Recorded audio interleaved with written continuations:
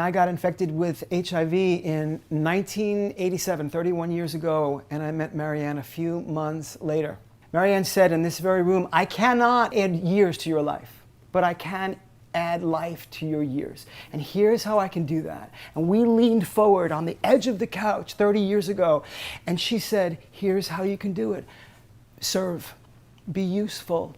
Make yourself useful. Your T cells can be useful. Marianne is not telling people not to take their medications. In fact, Marianne is telling people to take their medications. She was so beautiful to these boys. I watched Marianne take care of these boys. I watched Marianne hold these boys. I watched Marianne cleaning up their diapers. Marianne always talked about prayer, meditation, medication, seeing your doctors, doing whatever it takes to have the best life you can. I'm very grateful to be here. I'm really upset with all the misnomer about the situation about not taking medication. She never said, just do prayer and not do medication. That's totally, everyone that was there was more or less doing medication. And if they didn't, there was a reason they chose not to do medication. It had nothing to do with anything she ever said. There was a man who was so tired because his medicine made him fall asleep and he didn't want to take his meds. And she said, you need to take your meds. And he said, they'll make me fall asleep.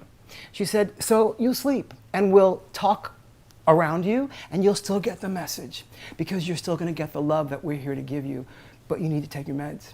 I watched Marianne hold these boys, comfort these boys at a time when everybody was trying to stay away from anybody that had HIV because everybody was scared, they didn't know where it came from.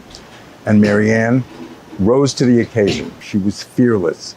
She didn't listen to anybody. She went ahead to take care of these boys because Marianne was coming from a place of empathy and caring. The peace that I saw come over people was amazing. I never, ever heard her say anything to anyone about don't do this, don't do that, don't take your medication, don't see your doctor, nothing like that.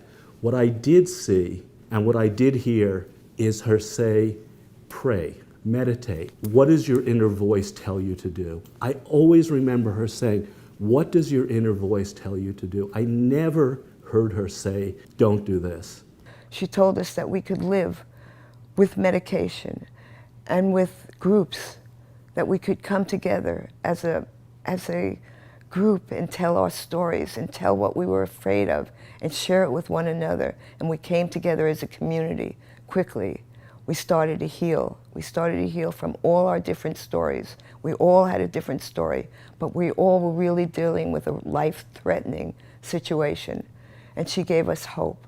That's what she gave us. Knowing Marianne has made me a better person, and I am very grateful that she has pushed me, and many times kicking and screaming, to do things that today I am so proud of. And I am so proud to be here today with people who I've known for over 30 years, who we were in this group together, and we're here today, and it's nothing short of a miracle. And it's all because of Marianne Williamson.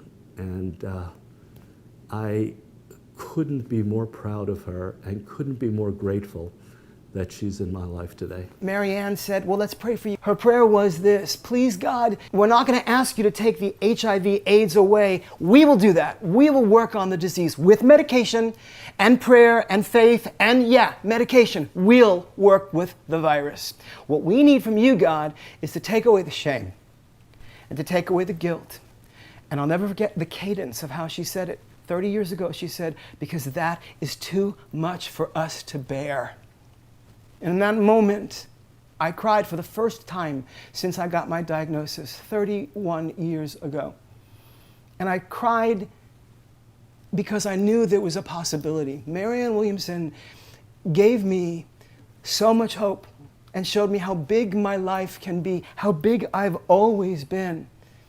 Marianne Williamson gave me an opportunity to recognize that there's so much more to live for. My favorite quote of hers is this one, and it says, there are people who will hear this message from you that will not hear it from me. 30 years ago, she said that. So look, Hear it from me. Marianne Williamson gave me a reason to stay alive.